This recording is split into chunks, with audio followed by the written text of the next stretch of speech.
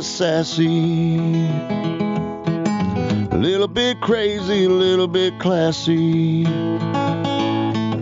We got dreams and we got goals. We're just a couple of old sassholes. Hi, everyone. Welcome to A Couple of Sassholes podcast. I'm Brooklyn Johnson. And I'm Heather Terry. And this is our power hour of true crime, where we talk about fucked up people doing fucked up shit, usually for fucked up reasons or no reasons at all, or because they were dropped on that as a baby, which is kind of sad. Whoa, yeah. Or that. Lots of options. Yeah. Lots of options. Yes. And today we have guests, which is really exciting. And for anyone who has joined our Patreon, guess what? We are on camera, and this is different and new, and hopefully it all works out. Hopefully you don't look too hard at my lack of Botox, because I'm going to be staring at it the whole time. So there's that. Heather, introduce our guests. Hi, guess who we have? Sam and Elisa from Watch for Deer podcast. Hi, guys. Yay. Look at us Yes. doing our first episode with another podcast, and it couldn't be a better one. I know. Yeah. We're excited. We're so excited. I know. And the bummer bear is we were going to have you guys come here to Owensboro. We were going to do Girls Weekend road trip. You know, it's kind of funny that we're both talk about serial killers, and we were like, hey, come see people you've never met except for online. And we were like, just come here. It's fine. Everything's fine. We promise we won't kill It's you. fine. It's safe. It's Yeah, safe. and then the scheduling didn't work out, but we're impatient and couldn't wait, so we did it this way. That just means Like it's that 2020. come fall, we'll do it again. Yeah. I love yes. So I'm going to start in, and I'm going to do a quick bio of Sam. So we have Samantha here. Feel free to wave so they know which one. Perfect. She grew up in West Virginia. She has always loved all things spooky. She actually wrote her high school senior paper on the paranormal, which I bet made her extra, extra cool. Depending on her school, it could have been a pro or it could have been a It con. was so cool in high school. Don't doubt that.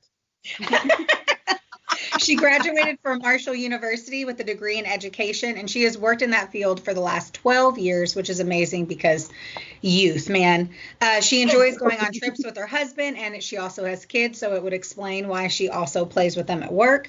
When she's not busy with those things, she's always with her girl, Elisa, who's doing podcast stuff.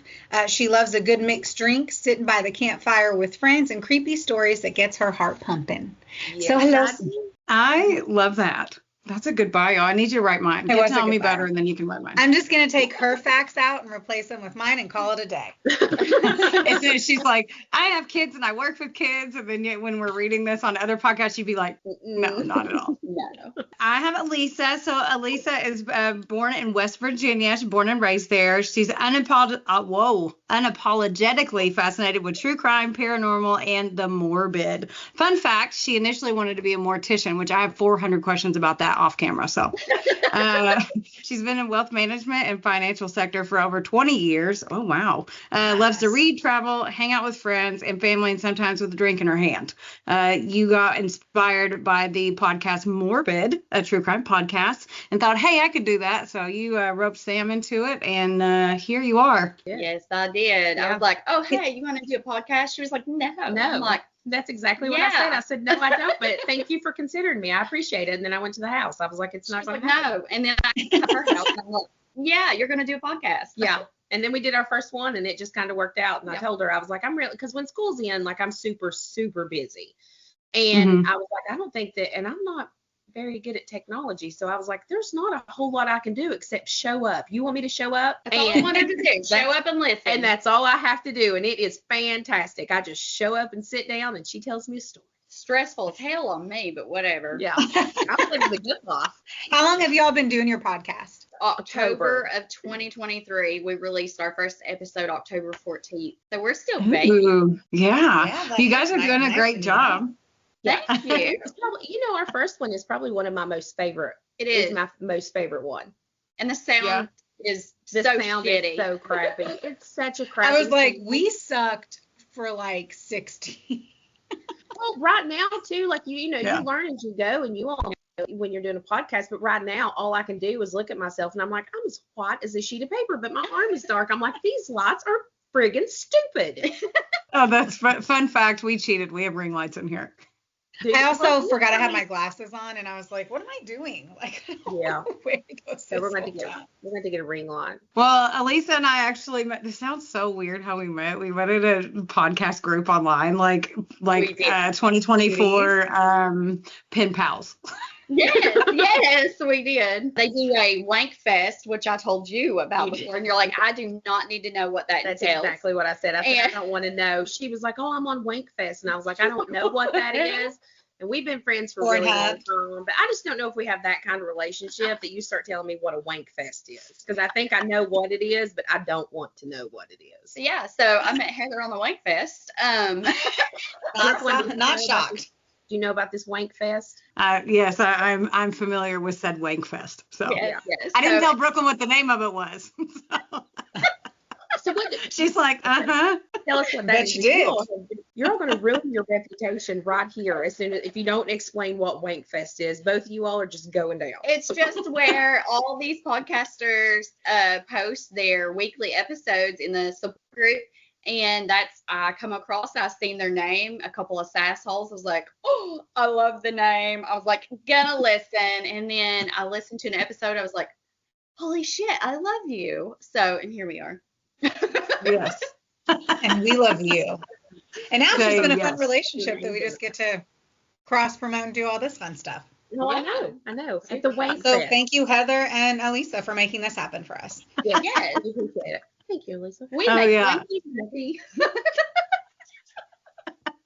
So we usually ask our guests a couple questions. If you were on death row, you know how they have a death row meal, and I love, and I've talked about this in our episodes.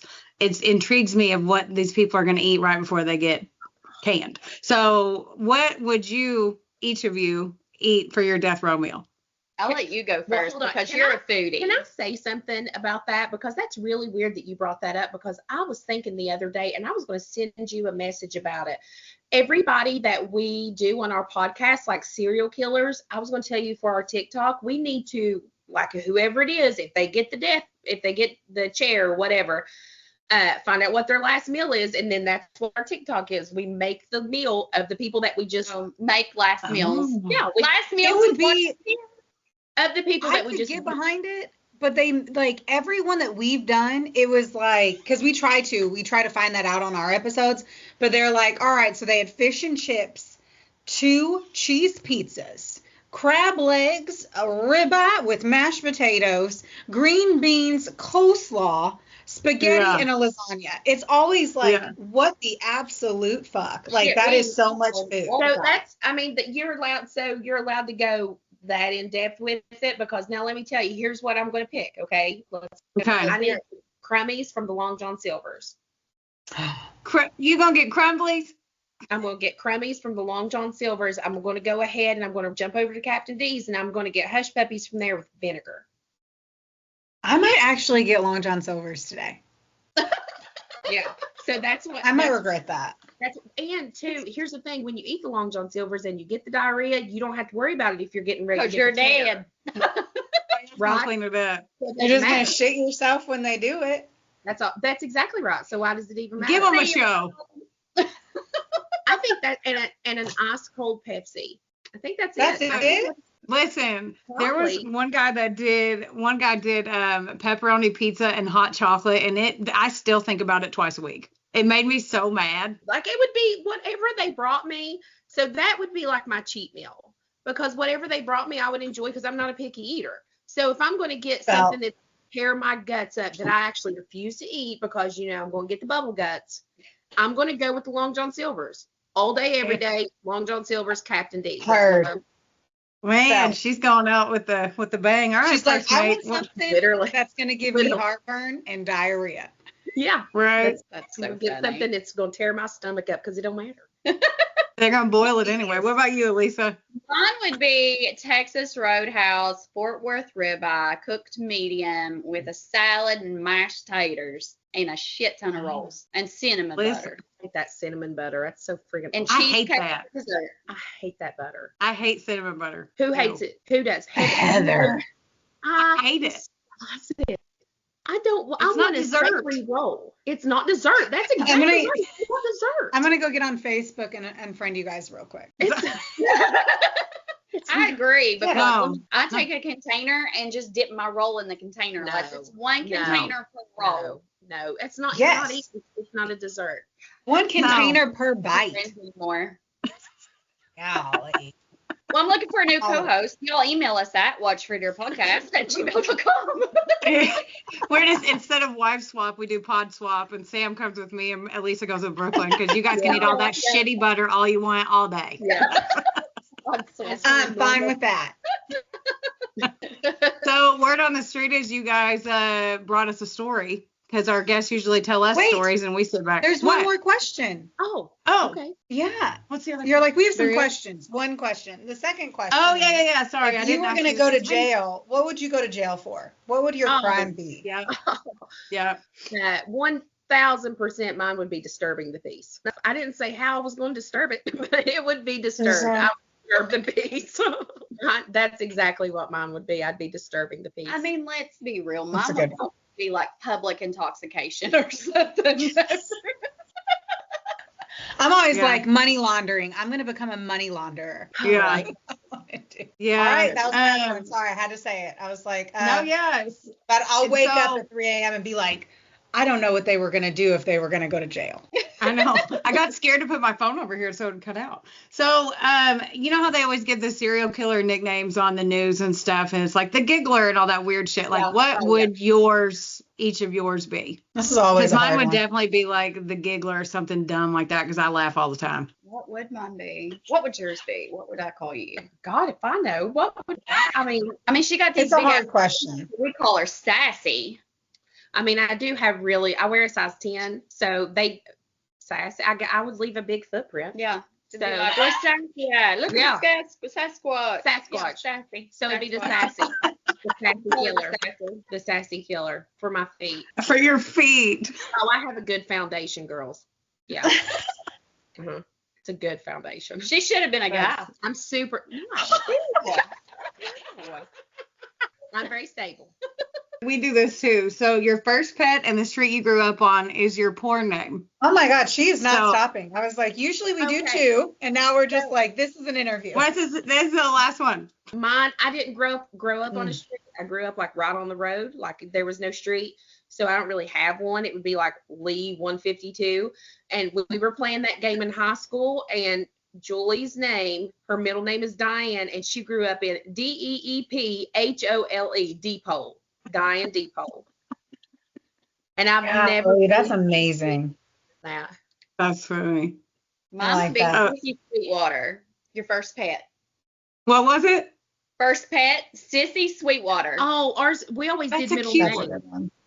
We always did middle name, and then Yeah. and where you grew up. Oh yeah. Well, mine would be Shorty Polk. And Brooklyn, what's yours again? I'd be like a private investigator, Sam Dalehaven. Pretty serious. Oh, that's Sam that's- Dalehaven. Sam Dalehaven. That could be like Mine's a Sandy. long lost cousin or something. Mine's stupid. Like I said, I grew up like right in a town there on the road, so mine's stupid. Did you say Sandy Vagina? No, Oh. no, Sandy Genoa. It's not even good. It's very exotic. It's exotic. Yeah.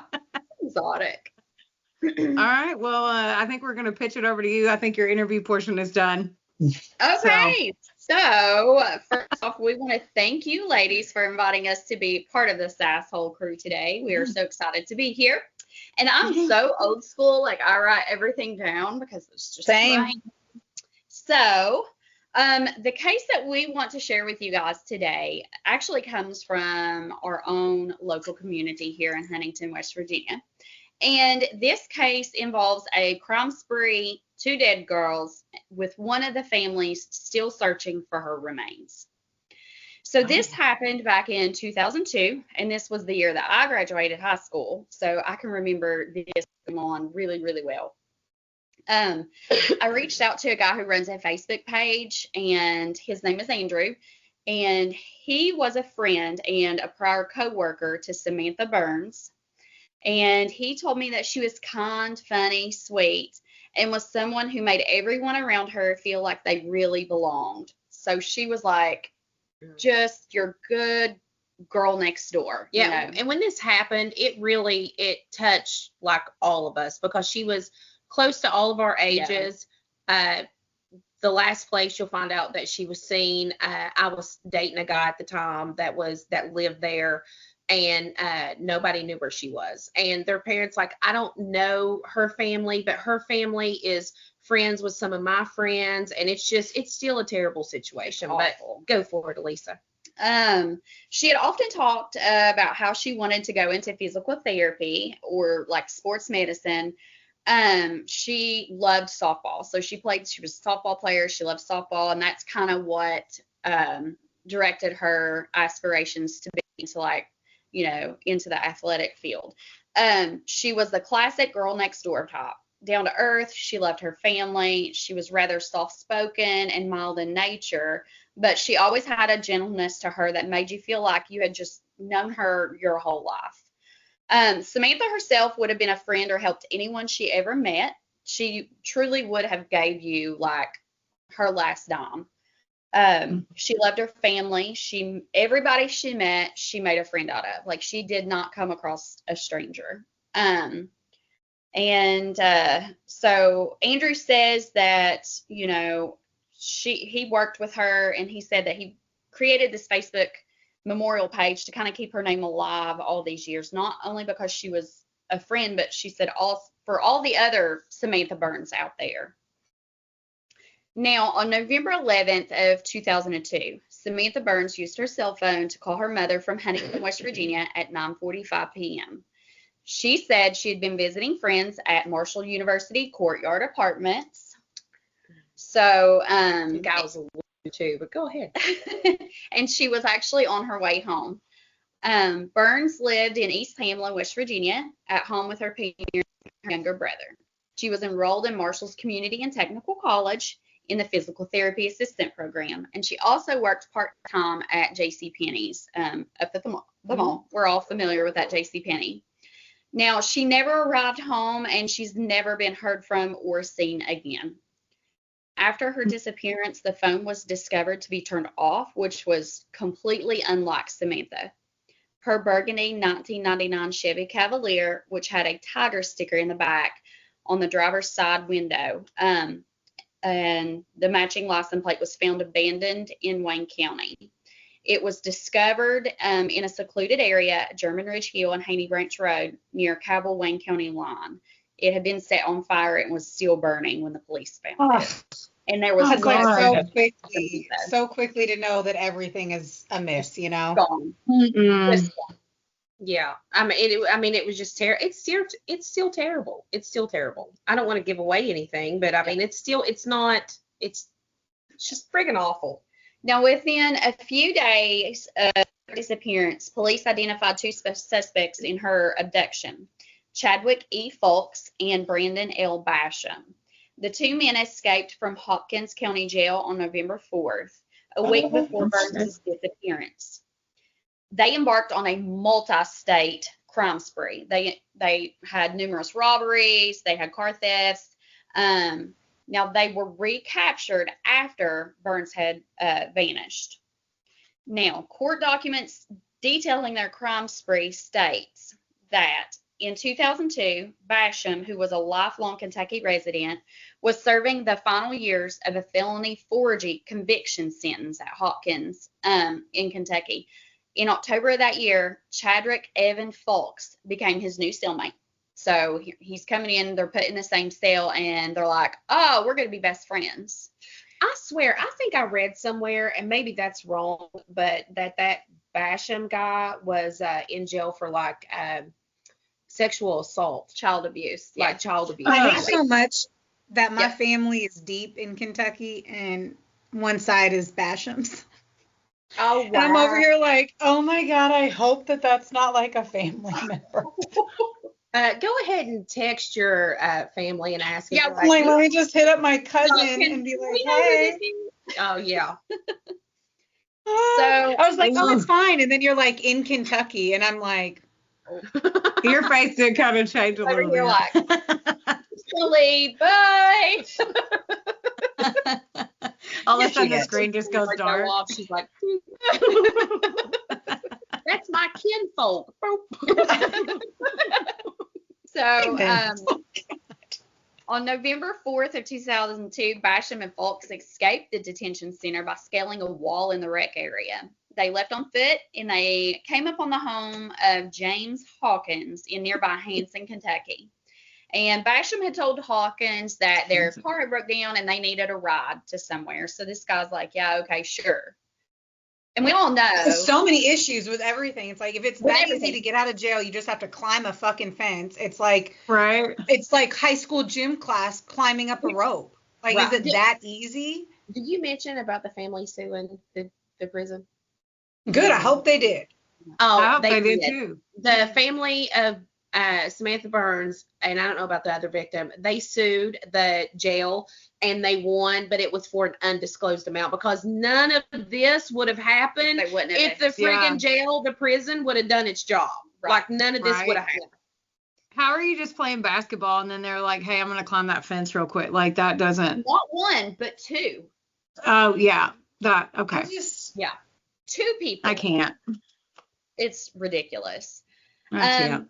So they're driving down the road and Basham actually like pulls a knife out on this guy. So at this point, he's trying to be nice. He's trying to give a ride and they pull a knife out on him. And at this point, he's carjacked. So they're trying to get him to drive them to their destination, but they decide at some point they pull off the road. They tie Hawkins to a tree and leave him there. He was left there for 15 hours before he escaped on his own and reported the incident to the police. So this is Wait, like in okay. the country. Wait, yeah. Another reference point, isn't there a sign to not pick up hitchhikers near every single prison? Just another thought I think that it's so. like, I remember passing every prison says do not pick up hitchhikers within like 50-mile radius. They've I'm instilled just- into me so much that I think that if I pass somebody that I knew walking on the side of the road, I'd be like, "Not today. Sorry. Not today. I don't know what happened to you. Shitty But day for you, Oh, right, there you John? go. scrappy day for you, bub. I'm going on." Oh, I'll call you a lift. They'll be there. Yeah, Yeah. I'll call you. Yeah. So after they abandoned Hawkins, Fulks and Basham drove to Portage, Indiana to visit one of Fulks' former girlfriends, Tina Severance, and met her friend Andrea Roddy. Now, the four of them would drive on into Indiana, and they would lure an old acquaintance from his home while Fulks and Basham would steal firearms from this guy.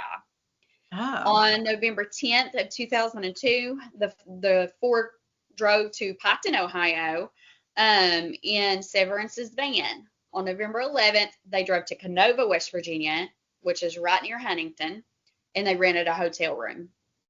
Fulks and Basham were wearing sets of camouflage clothing, and they left the hotel by themselves and did not return until the morning hours of November 12th. Now, here is supposedly where they had ran into Samantha Burns. Again, she was a 19-year-old Marshall University student. She also participated in a school fundraiser by selling like the candy boxes, and I'm sure we all sold, several thousands of dollars of that when we were in school. Keep that in mind. We're going to circle back to the candy boxes. On November 11th, Burns met her aunt at Penny's to purchase clothing for one of Burns' nieces. They parked in separate locations at the mall. At 9:46, she called her mom to say she was at a friend's house. She was gone. They said that the Huntington Mall security at that time was terrible. And there had been a lot of complaints of the female employees complaining that it was not well lit. And a lot of times when they could, they would have people escort them out to their car. So that actually comes back. They actually end up suing, her family ends up suing JCPenney's, well, the mall, I guess. And let me go ahead for and that. say, too, that the Huntington Mall there was a Huntington Mall rapist at one point also. Yeah. So yes. this mall, the mall that we have here is the biggest one in West Virginia. It's a big mall, and there was a rapist at one time. That's wild. Yeah. So it was I don't not, think like, it was awful. So if you end up going, Jeez. you need to go with a buddy. I don't But think they- I'm going to go at all. No. I'm good. Well, I'm good. I mean, Oh my God, I'd pack so much heat, and I'd be like, if you walk up to me, I'm shooting you automatically. I assume you're a rapist. And they're just going to No be like, questions asked. I'm just going to my Tahoe, chill. I'd be like, I'm ready. Ma'am, can you tell me the count? Bow. You're not the only one packing heat. I'm Elisa. I'm Samantha, and we're doing a story on Brooklyn.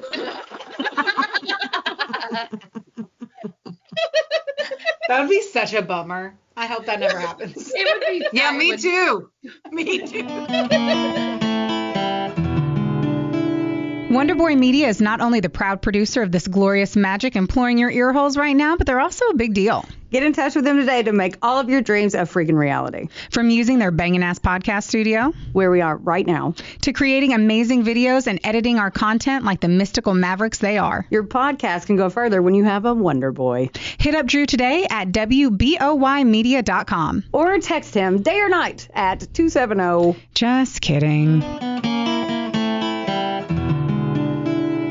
But a lot of people speculate that she was actually abducted from the mall. Now, during the early morning hours of November 12th of 2002, a local fire department responded to a reported explosion fire at a rural area 3 miles outside of Huntington. They found the car that belonged to Burns. It was burned out at a cemetery. After they burnt the car, they drove to South Carolina, where Fawkes had lived for several years in the 1990s. I started to say 1900s. I was like, holy shit.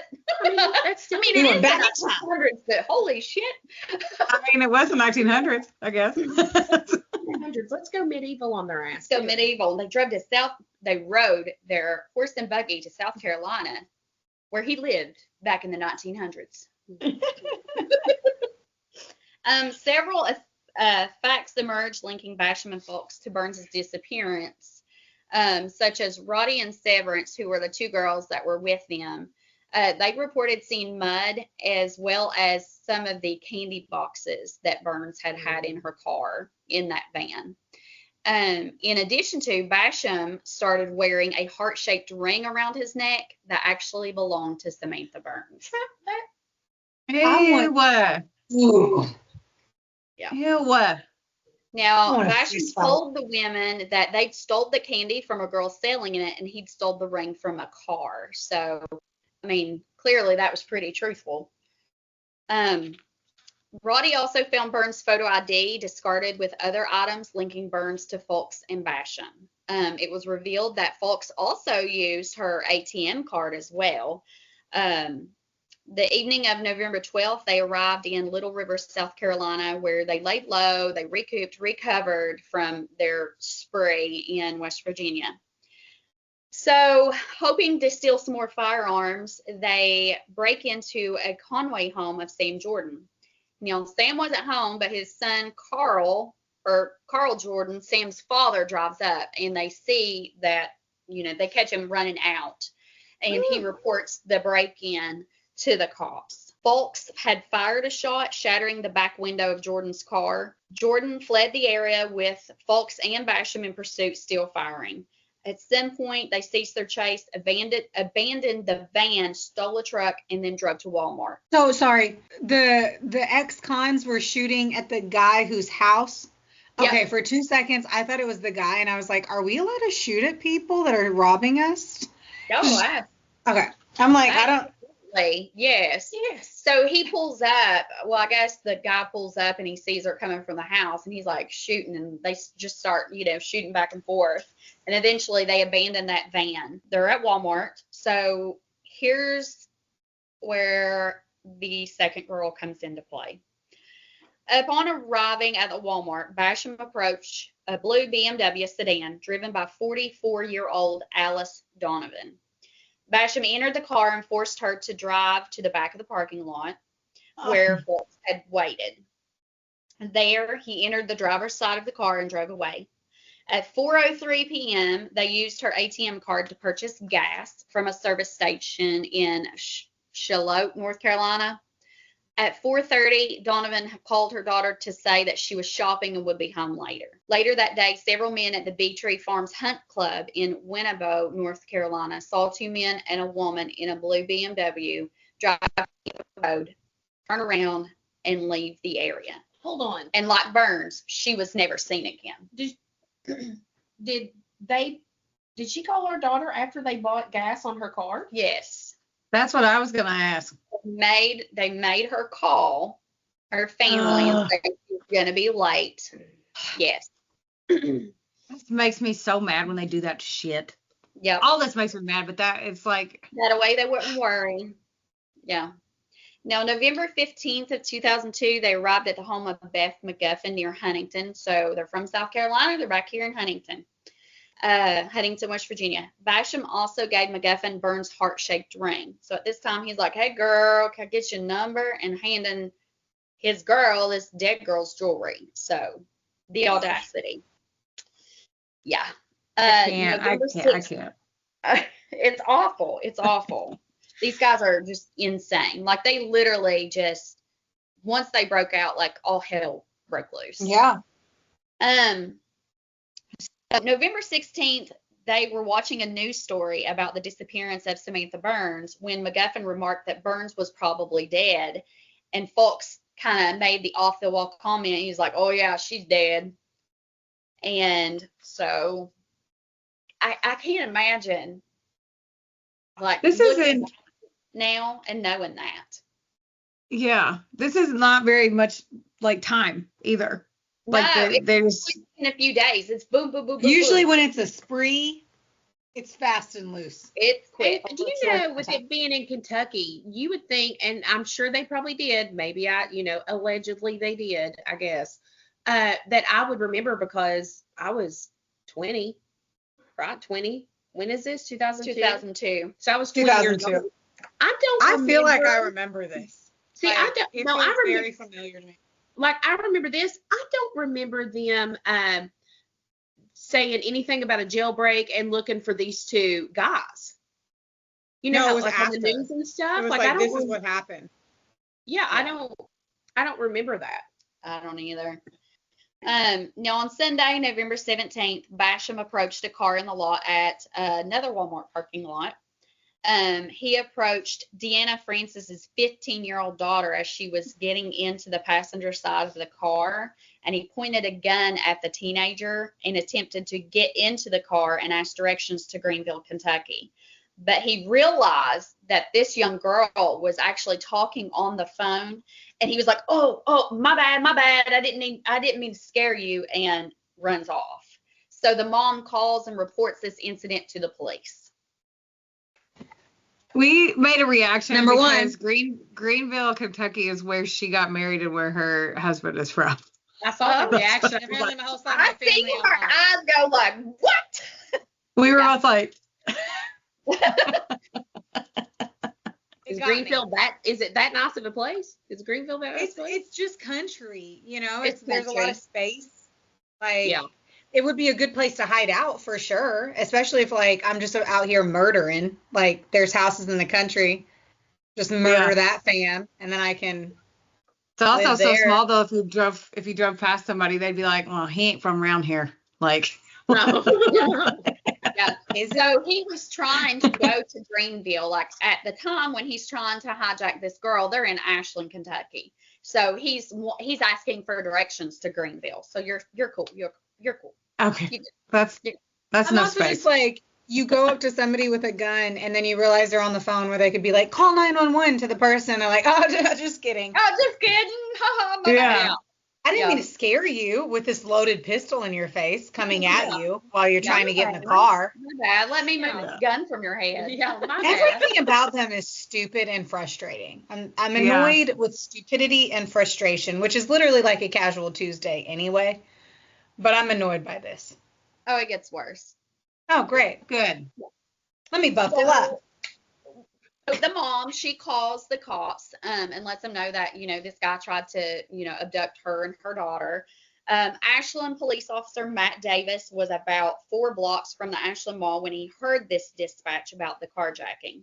He drove to the Good. mall where he saw Basham, who met the description of the suspected carjacker. So Davis exit his patrol vehicle and he approached Basham, and he immediately took off. So as Davis chased Basham through the mall area, he drew his weapon and fired a shot in the air. And as the chase continued, he drew his weapon a second time, turned and fired at the officer, who fired 3 shots of his own in return.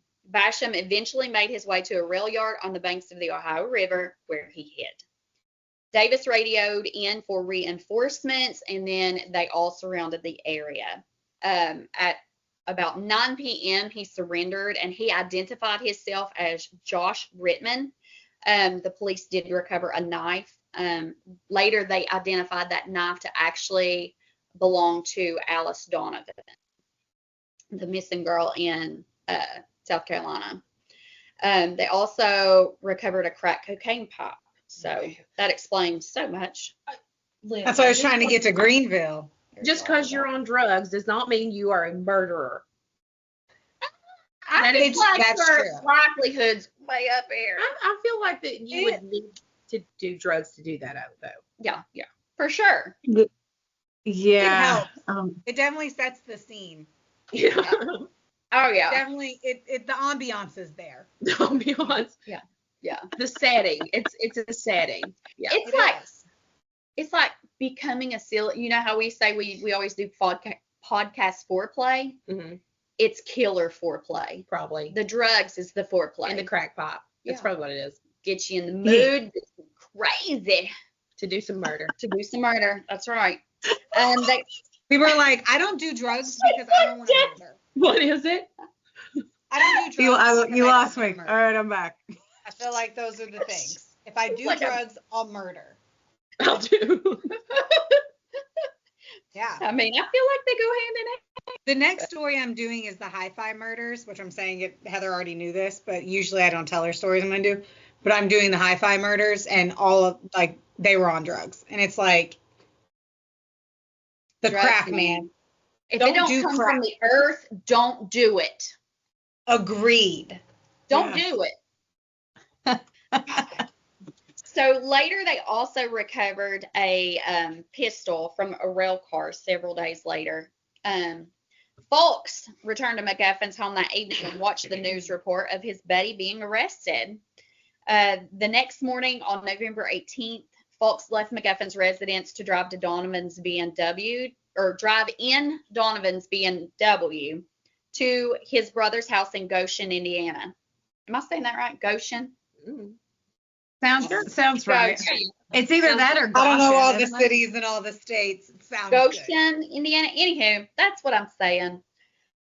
Folks stopped at a rest area where an Ohio State trooper heard this particular BMW was stolen, and they began to approach him, where they ensued in a high-speed chase at speeds more than 130 miles per hour.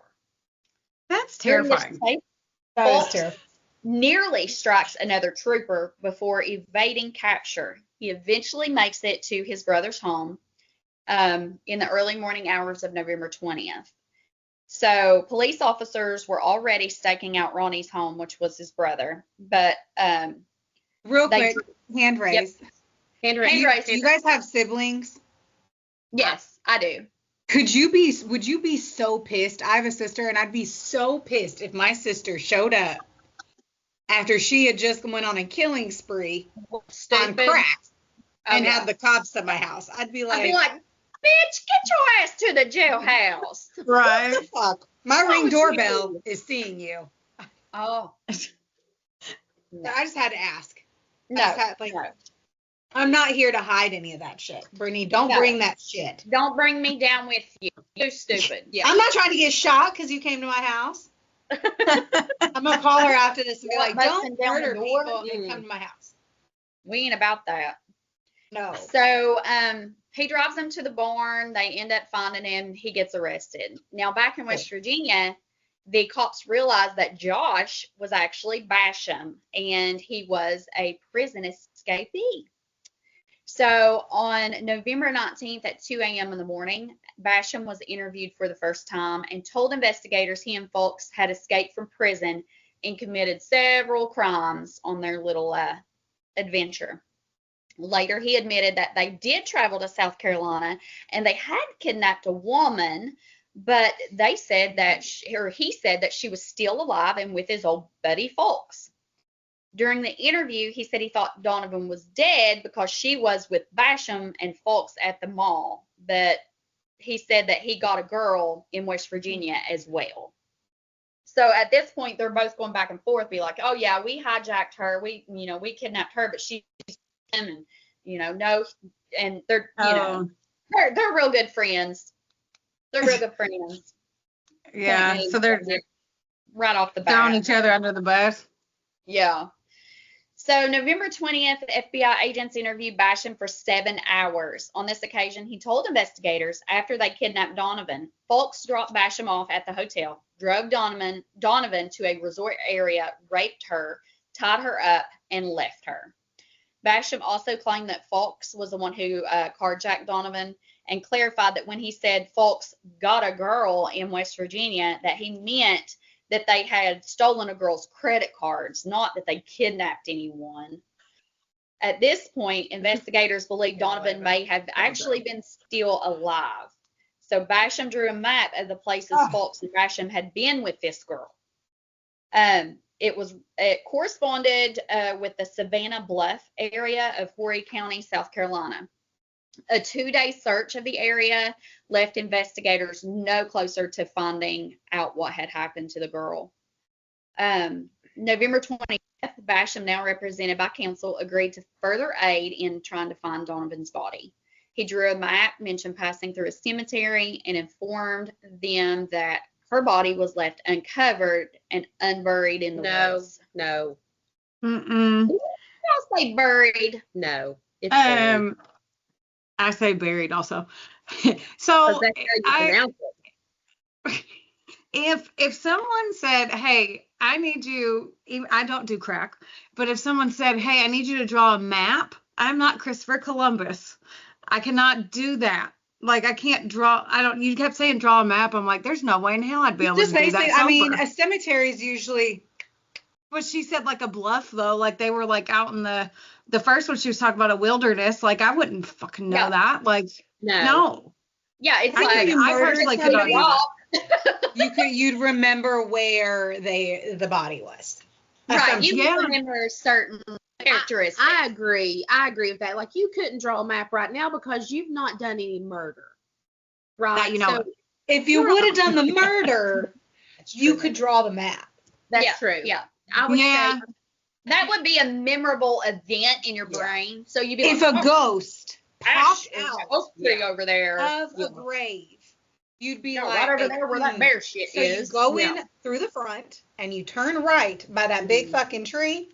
Yeah. And that's where Susan Wells popped the fuck out of the ground and said boo.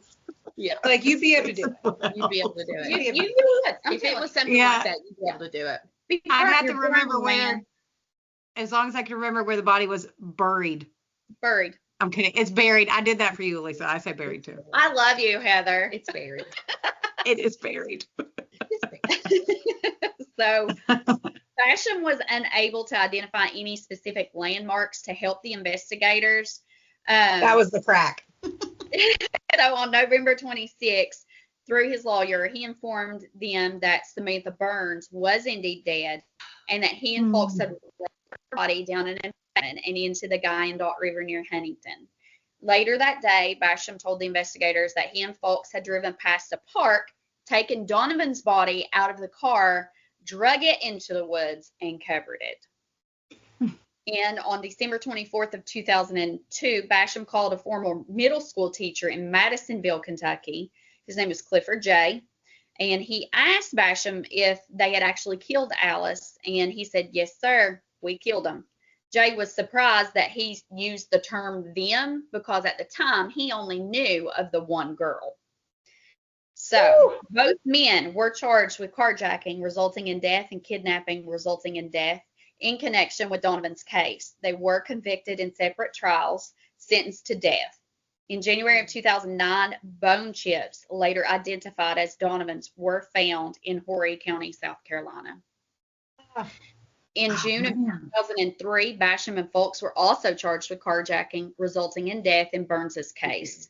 Her body has not been found, but authorities believe they could prove the case with circumstantial evidence.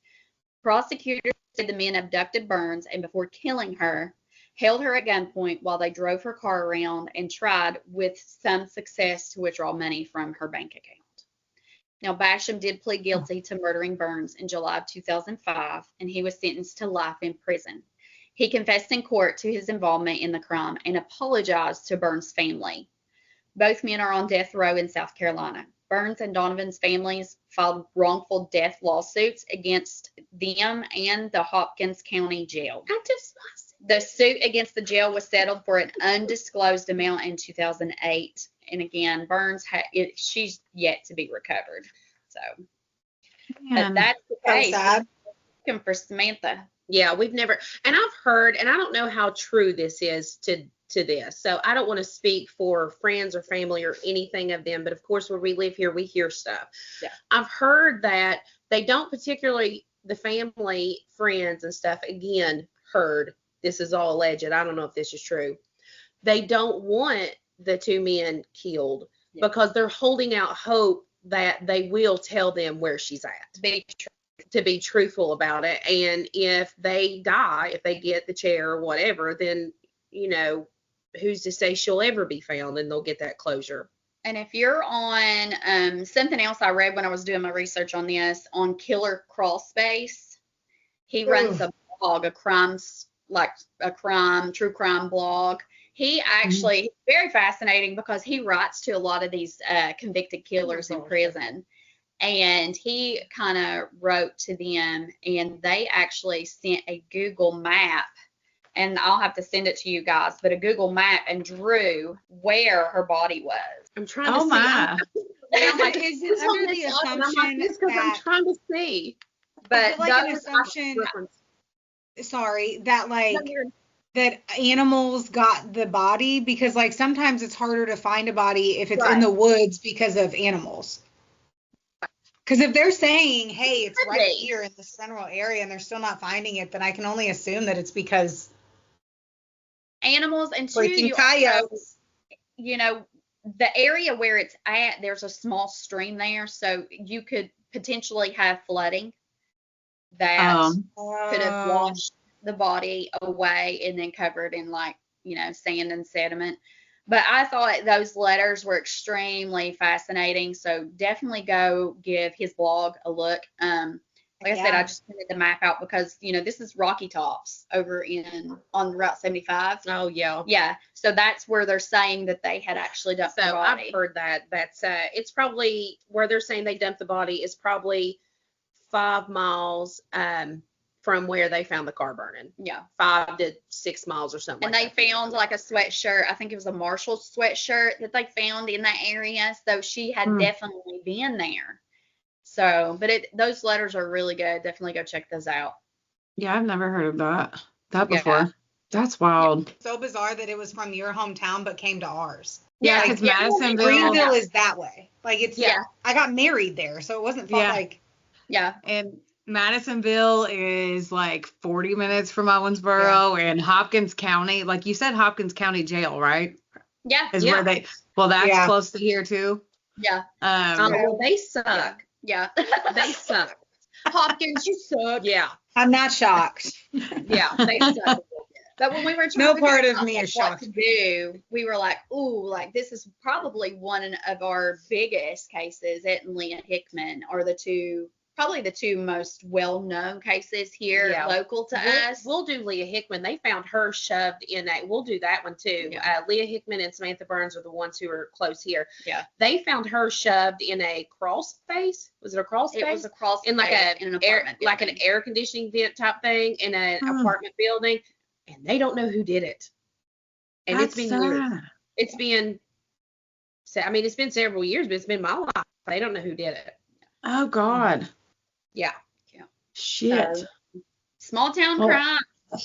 Man. Well, thank you so much for doing that. That was I was gonna say that was great. You did a great job telling the horrible tale. Yes. Yes. So how? Yeah. How can people follow you guys, check you guys out, do a shameless plug? A shameless plug. Shameless Well, plug. you can email us at watchfreedompodcast@gmail.com. Go like and follow us on Facebook or Instagram at Watch Reader Podcast. We also just recently started a YouTube channel where we're going to start uploading videos. That's Watch Reader Podcast. And make sure you follow us on Spotify or wherever you listen to your podcast, because we dare. We are there. Yes. Yay! We love you all. Yeah. Y'all be safe. We're dear. We love you guys so much. It's so nice to see you not on a FaceTime on my phone. I Yeah. have these glorious laptops. It would Oh, have it's been been better in person. We'll do We'll it. make it happen. It'll happen. Yeah, we'll do it. Absolutely. Yeah. As I'm like, ooh, I don't know how to then say bye. But one thing, our little sign off is always don't get mad. Get sassy. Hey. Well, y'all be safe And watch for deer. Bye. Love you. Bye. This episode was sponsored, edited, and produced by Wonderboy Media. Get the deets at WBOYmedia.com to see how you can make your podcast dreams a reality. Help us out and be sure to rate, review, and subscribe wherever you listen to our audio project. Don't forget, follow us on Facebook, Instagram, and TikTok at, of course, A Couple of Sassholes. Want more sass? Become a member of our Patreon for bonus content, merch, and more. Plus, we're on Cameo now, so there's even more ways to get the sass you need just how you like it. As always, don't get mad. Get sassy. Theodore, can I pet that dog?